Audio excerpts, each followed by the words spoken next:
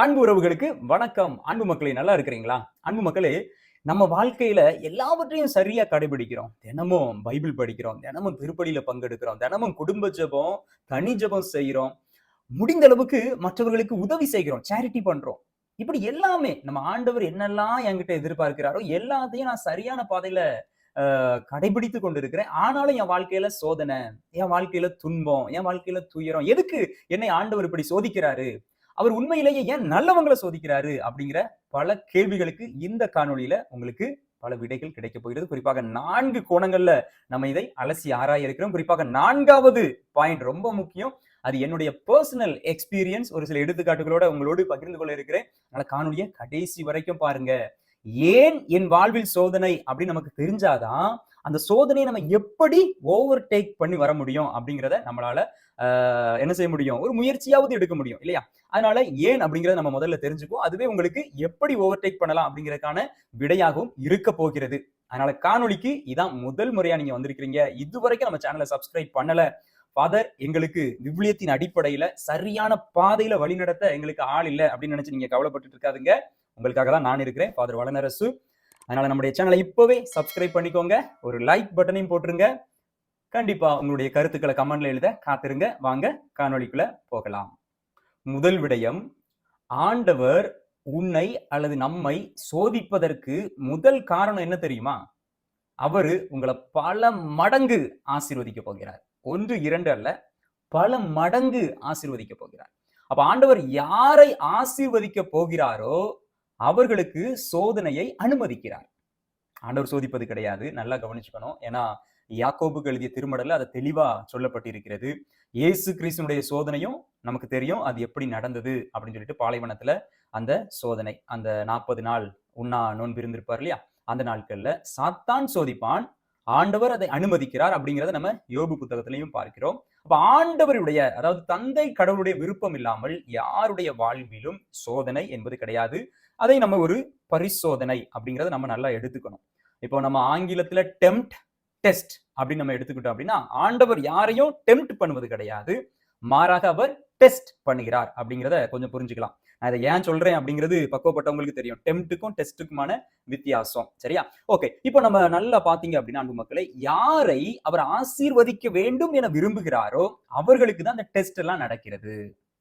நீங்க விவிலியத்துல தொடக்கத்துல இருந்து பாத்தீங்க அப்படின்னா உங்களுக்கு தெரியும். அப்ப அந்த டெஸ்ட்ல யாரு வெற்றி பெறாங்களோ அவங்களுக்கு பல மடங்கு ஆசீர்வாதத்தை தந்தை கடவுள் கொடுக்கிறார்.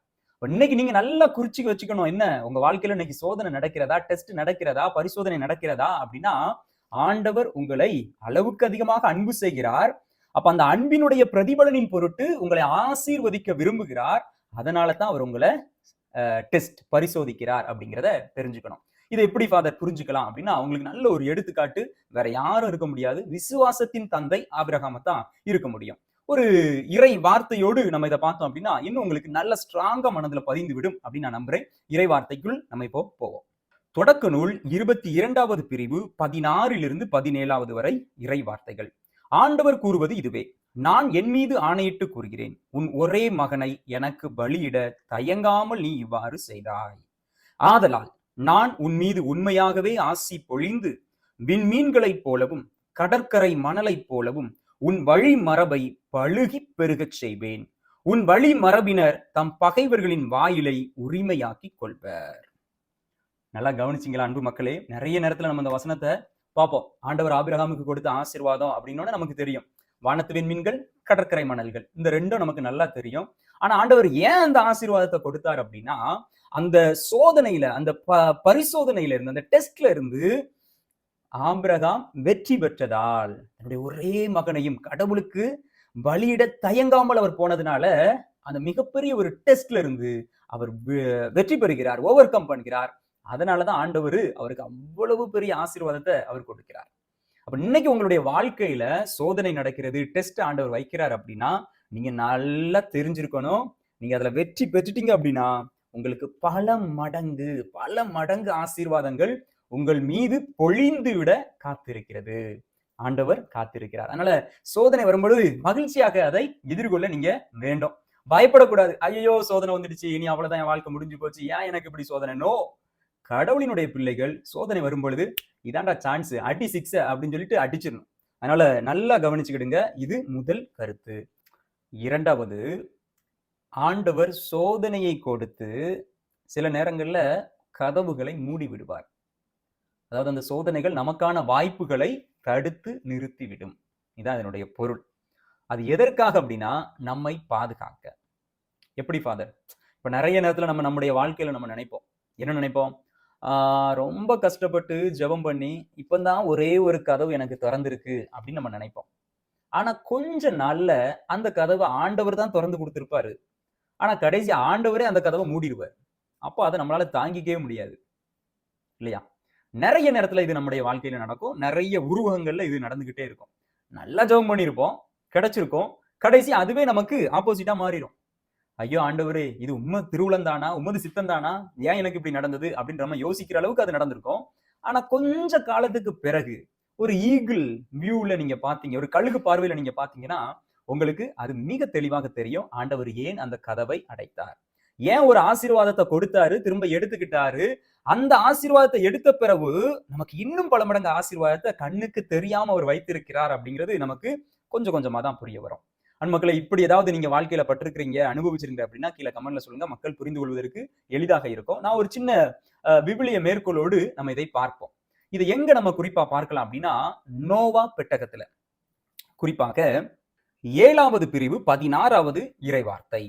கடவுள் அவருக்கு கட்டளையிட்டபடி உள்ளே சென்றவை எல்லாம் ஒவ்வொரு உயிரினத்திலும் ஆணும் பெண்ணுமாக உள்ளே சென்றன. அதன் பின் ஆண்டவர் அவரை உள்ளே விட்டு கதவை மூடினார். அதுக்கு முன்னாடி நீங்க பாத்தீங்கன்னா அந்த பேழையில ஒரு ஜன்னலை வைக்க சொல்வாரு, அப்புறம் ஒரு கதவை வைக்க சொல்வாரு. அதன் பிறகு எல்லாரையும் உள்ள விட்டு கதவை மூடிடுறாரு. நல்லா நீங்க பாத்தீங்க அப்படின்னா இந்த கதவு ஏன் மூடப்பட்டது அப்படிங்கிறது அன்னைக்கு நோவாவுக்கும் அவருடைய குடும்பத்திற்கும் தெரிய வாய்ப்பு இல்லை. ஆனா மழை பெருக்கெடுத்து பெய்கிறது, வெள்ளம் அலை கடலென வந்துடுச்சு, எல்லா உலகமும் மூழ்கிடுச்சு. ஒருவேளை அந்த கதவு திறந்திருந்ததுன்னா தண்ணி உள்ள வந்திருக்கும், பெட்டகமும் மூடிடும்.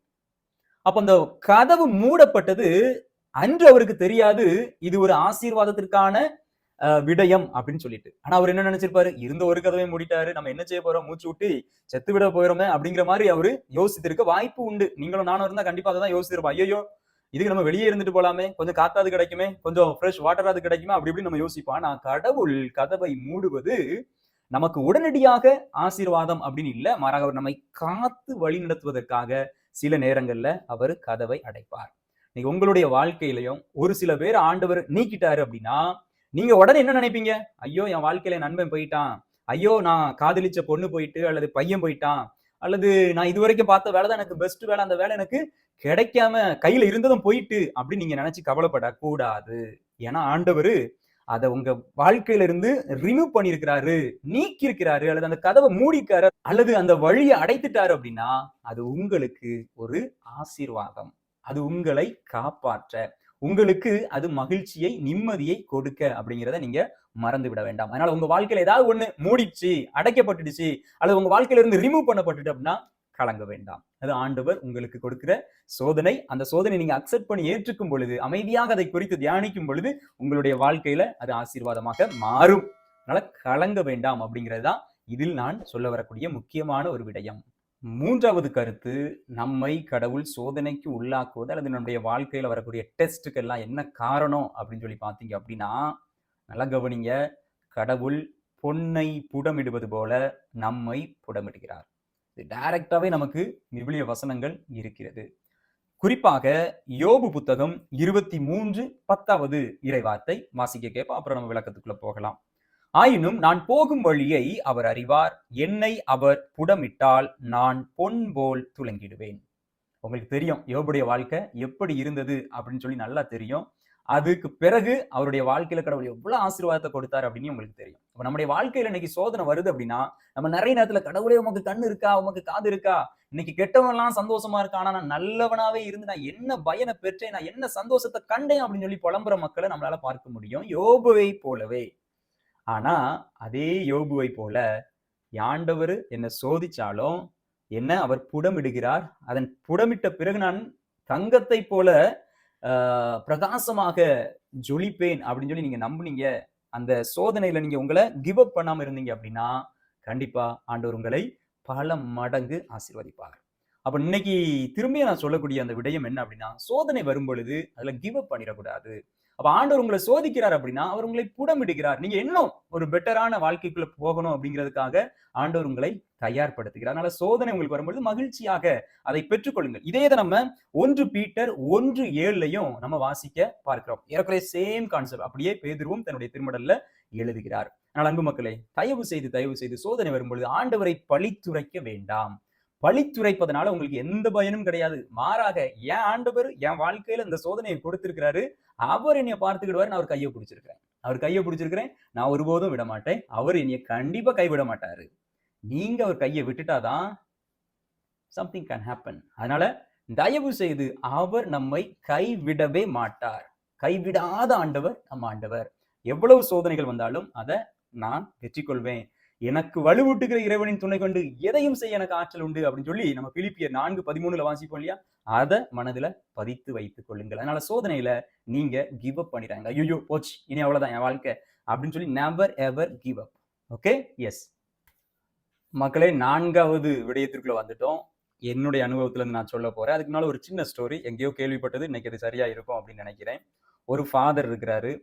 அந்த ஃபாதருடைய பங்கில ஒரு குடும்பம் இருக்கிறது. அங்கு ஒரு தாய், தந்தை, 3 ஆண் பிள்ளைகள். இதுல அந்த தாய் மட்டும்தான் தினசரி ஆலயத்திற்கு வருவாங்க, ஜெபிப்பாங்க, திருப்பலியில பங்கு கொள்வாங்க, நல்ல காரியங்களில் ஈடுபடுவாங்க. ஆனா அந்த தந்தையும் மகன்களும் திருப்பலிக்கோ அல்லது ஆலய விடயத்திற்கு எதற்குமே அவர்கள் செல்வது கிடையாது. அப்ப அந்த தாய் நிறைய கூப்பிட்டு பார்த்தாங்க, அந்த பங்கு சாமியார் கூப்பிட்டு பார்த்தாரு. ஆனா ஒண்ணுமே அவங்க கோயில் பக்கம் எட்டி கூட பார்க்கல. அந்த பசங்கிட்ட கேட்டா என்ன சொல்லுவாங்க? அப்பாவே வரல, நான் ஏன் வரணும்? எனக்கு கோயிலுக்கு வந்து என்ன கிடைக்க போகுது? எதுக்கு அதெல்லாம் சும்மா, ஏமா நீங்க போறீங்களா, போதும் அப்படிங்கிற மாதிரியான சில பேச்சுகள், சில எகத்தாள வார்த்தைகளை அப்படியே விட்டுட்டு அவங்க வேலையை பார்த்துட்டு இருந்தாங்க. ஒரு நாள் ஃபாதருக்கு அலைபேசியில அழைப்பு வருகிறது. அதன் பிறகு என்ன நடந்தது அப்படின்னா, அந்த அம்மா அழுகுறாங்க. அழுதுட்டு, ஃபாதர் எப்படியாவது எங்க வீட்டுக்கு வாங்க. ஏன்னா அதுக்கு முன்னாடி வரைக்கும் உங்க வீட்டுக்கு நீங்க வர வேண்டாம் அப்படிங்கிறத அவங்க சொல்லிக்கிட்டே இருந்தாங்க. ஏன்னா ஃபாதர்லாம் நம்ம வீட்டுக்கு வரக்கூடாது, அதெல்லாம் எதற்கு, எனக்கு ஆண்டவரும் தேவை கிடையாது, அருட்தந்தையும் தேவை கிடையாது அப்படின்னு சொல்லிட்டு இருந்த குடும்பம். அன்னைக்கு அந்த அம்மா ரொம்ப அழுதுட்டு, வாங்க ஃபாதர், உடனே வாங்க ஃபாதர் அப்படின்னு சொல்லி கூப்பிடுறாங்க. ஃபாதரும் போறாங்க. சரி, அட்லீஸ்ட் அந்த பிள்ளைகள் தான் ஆலயத்திற்கு வரல, இவ்வளவு நாள் நம்மள அவங்க வீட்டுக்கும் அழைக்கல, இன்னைக்கையாவது நம்மளை அழைத்திருக்கிறாங்களே, போகலாம் அப்படின்னு சொல்லி போகும்போது அவங்களுடைய 3வது பையன் படுக்கையில படுத்திருக்கான். என்ன அப்படின்னு சொல்லி கேட்டா, பாம்பு கொத்திடுச்சு, படுத்திருக்கிறான், உயிருக்கு போராடிக்கிட்டு இருக்கிறான் ஃபாதர். நிறைய மருத்துவம்லாம் பார்த்துட்டோம், ஆனாலும் என்னன்னு சொல்லி தெரியல, அதனால நீங்க ஒரு ஜெபம் பண்ணுங்க அப்படின்னு சொல்லி கேட்கறாங்க. அப்ப ஃபாதர் சொல்றாரு, கடவுள் ஒரு பாம்பை தான் உங்க வீட்டுக்குள்ள விட்டாரா? ஏன் இன்னும் ஒரு 2 பாம்பு, இன்னும் ஒரு பெரிய பாம்பையும் விட்டுருந்தாரு அப்படின்னா நீங்க கடவுளை தேடி இருப்பீங்களே அப்படின்னு சொல்லி அப்படி நக்கலா சொல்லிட்டு ஜெபம் பண்ணிட்டு வந்துட்டார். இது ஒரு கதை தான் மக்களே, கதைதான். நம்ம ஃபாதர்கள் யாரும் இவ்வளவுக்குள்ள கொடூரமானவங்க இருக்க வாய்ப்பு இல்லை.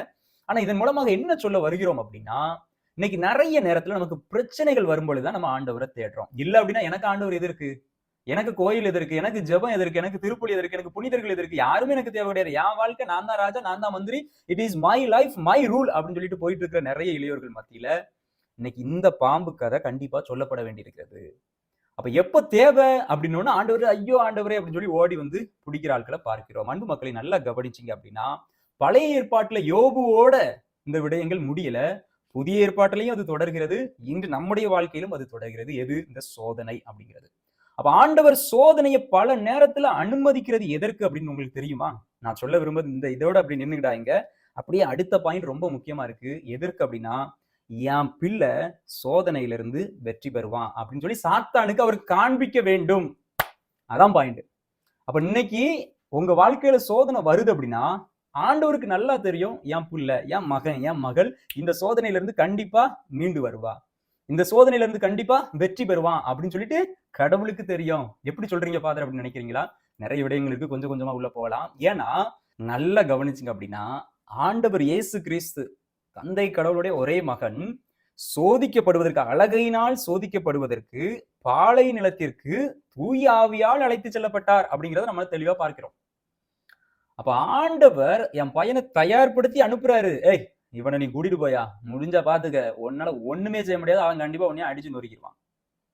நான் மட்டும் உன்ன சோதனையில, அதாவது நான் மட்டும் அழகைய வெற்றி பெறல, என் பிள்ளையும் வெற்றி பெறும். அப்படிப்பட்ட ஆட்களுக்கு அவர் சோதனை கொடுக்கிறாரு. இன்னொரு விடயம் சொல்றேன், பவுலடியார் இதை குறித்து ரொம்ப தெளிவா எழுதிட்டாரு. நல்லா கவனிங்க. 1 கொரிந்தியர் 10:13 இறைவார்த்தை. நிறைய பேருக்கு இது தெரிஞ்சிருக்கும், திரும்பவும் நான் ஞாபகப்படுத்துறேன். இப்ப நம்ம அதை வாசிப்போம். கடவுள் நம்பிக்கைக்குரியவர். அவர் உங்களுடைய வலிமைக்கு மேல் நீங்கள் சோதனைக்கு உள்ளாக விடமாட்டார். சோதனை வரும்போது அதை தாங்கிக் கொள்ளும் வலிமையையும் உங்களுக்கு அருள்வார். அதிலிருந்து விடுபட வழி செய்வார். நல்லா கவனிச்சுக்கிட்டீங்களா? இன்னைக்கு உங்களுக்கு சோதனை வருது அப்படின்னா அதை எல்லாருக்கும் அவர் கொடுக்கல. You are specially chosen for it. ஏன் அப்படின்னா you can win over it. உங்களால அதை வெற்றி பெற முடியும். அதற்கான வழி அவரே உங்களுக்கு காண்பிப்பார் அப்படின்னு சொல்றாரு. பண் மக்களை நல்லா கவனிச்சுங்க அப்படின்னா சோதனை இல்லாத வாழ்க்கை கண்டிப்பா போர் அடிக்கும். எப்படி? இப்போ இந்தியா வந்து கிரிக்கெட் மேட்ச் விளையாடுது. ஒரு ஜிம்பாப்வே அல்லது ஒரு கென்யா இந்த மாதிரியான நாடுகளுக்கு மத்தியில விளையாடும் பொழுது உங்களுக்கு பார்க்க தோணுமா? வேஸ்ட் ஆஃப் டைம் பா, இந்தியா எல்லாம் வின் ஆயிரும்ப்பா அப்படின்னு சொல்லி. ஆனா அதே இது நீங்க India Pakistan match, India Australia match நீங்க உட்கார்ந்து பார்க்க எவ்வளவு ஆர்வமா இருப்போம். அதே போலதான் ஆண்டவர் சாதாரண மனிதர்களெல்லாம் சோதிக்க அவர் விருப்பப்படுறதே கிடையாது. விருப்பப்படுறதே இல்லை, அது அவருக்கு இன்ட்ரெஸ்டும் கிடையாது. ஆனா இந்தியா பாகிஸ்தான் மேட்ச் எல்லாரும் எப்படி உட்கார்ந்து பார்த்து ரசிச்சு, என் பையன் எனக்கு அடிக்காம பாடுறா அப்படின்னு சொல்லிட்டு இந்தியா விளையாடும் போது நம்ம எந்த அளவுக்கு ஒரு ஆர்வமா இருக்குமோ அதே போல இன்னைக்கு என் பையன் இந்த அழகை அடிச்சு விரட்டி ஓட விட போறான், அதனாலதான் நான் இவனுக்கு இந்த சோதனையை கொடுக்கிறேன் அப்படின்னு சொல்லி ஆண்டவர் உங்களுக்கு சோதனையை கொடுத்து அவர் அந்த வெற்றியை பார்க்க ஆசைப்படுறார். இதை இன்னும் ஒரு சின்ன கம்பாரிசன் பண்ணி சொல்லலாம்னு நினைக்கிறேன். நம்ம வீட்டுல சின்ன பிள்ளைங்களாம் ஒரு வயசு 2 வயசு 3 வயசுல அப்படியே கொஞ்சம் பேச ஆரம்பிப்பாங்க. பேசுறது அப்படியே குழந்தை பாசையில பேசும்போது நமக்கு ரொம்ப பெரிய விஷயமா இல்ல. அது ஏன்னா எல்லாரும் பேசுவாங்க இல்லையா? ஆனா அதே 3 வயசு குழந்தை இங்கிலீஷ்ல பேசுது, அல்லது ஒரு கீபோர்டு பிளே பண்ண ஆரம்பிச்சுட்டு, அல்லது ஒரு பெரிய பொருளை தூக்கிடுச்சு, யாருமே செய்ய முடியாத ஒண்ணு செய்யும் போது நம்ம என்ன செய்வோம்? பக்கத்து வீட்டுக்காரன், சொந்தக்காரன், உங்களுக்கு தெரிஞ்சவன் யாரெல்லாம் வீட்டுக்கு வராங்களோ அவங்கள கூப்பிட்டு வச்சு, என் புள்ள தெரியுமா, அவன் பெரிய ஆளாக்கும், என்ன செய்வான் தெரியுமா, பாரு தம்பி பாடுமா, தம்பி அந்த கீபோர்டை வாசிமா, தம்பி அந்த வெயிட்டை தூக்குமா, தம்பி இங்கிலீஷ்ல பேசுமா அப்படின்னு சொல்லி ஒரு பெருமைப்படுவோம் பாத்தீங்களா? அததான் ஆண்டவர் சோதனையை உங்களுக்கு கொடுத்து அவர் பெருமைப்படுறாரு. என் புள்ள அழகையே சேவிச்சுட்டான், என் புள்ள இப்ப அழகை அடிக்கிற அடியில் அழகை எப்படி ஓடுன்னு பாரு.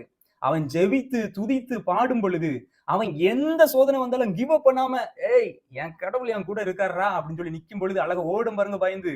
அதை பார்ப்பதற்கு நம் கடவுள் மகிழ்ச்சி அடைகிறார். உங்களுக்கு சோதனை கொடுக்கப்பட்டிருக்கிறது, உங்க வாழ்க்கையில டெஸ்ட் நடந்துகிட்டு இருக்கு அப்படின்னா ஆண்டவரை நம்ம தூற்ற வேண்டாம், நம்ம கிவ் அப் பண்ண வேண்டாம். மாறாக எஸ், ஆண்டவர் என்னை சூஸ் பண்ணிருக்கிறாரு, இதை நம்ம கண்டிப்பா நான் வெற்றி பெறுவேன் அப்படின்னு சொல்லிட்டு ஜெபத்துல நிலைத்திருங்க. வாழ்க்கையில் அவர் தரக்கூடிய ஆசீர்வாதம் எல்லாத்தையும் நீங்க கண்டிப்பாக அனுபவிப்பீங்க. ஏன் இந்த சோதனையிலிருந்து நீங்க வெளியே வரும் பொழுது 1 மடங்கு 2 மடங்கு ஆசீர்வாதம் இல்ல, ஆபிரகாமுக்கு கொடுக்கப்பட்ட ஆசீர்வாதம் போல பல மடங்கு ஆசீர்வாதத்தை நீங்க பெற காத்திருக்கிறீங்க. அதனால சோதனையில இருக்கிறீங்களா? ஆண்டவருக்கு நன்றி சொல்லுங்க, தொடர்ந்து ஜெபிங்க. Never ever give up. God bless you. God bless you. He wants to bless you அப்படிங்கிறத மறந்து விடாதீர்கள். உங்களுக்காக நானும் ஜெபிக்கிறேன், எனக்காக நீங்க ஜெபிங்க. அடுத்த காணொளியில நம்ம இணையும் வரை விழித்திருப்போம், இணைந்திருப்போம், ஜெபித்திருப்போம்.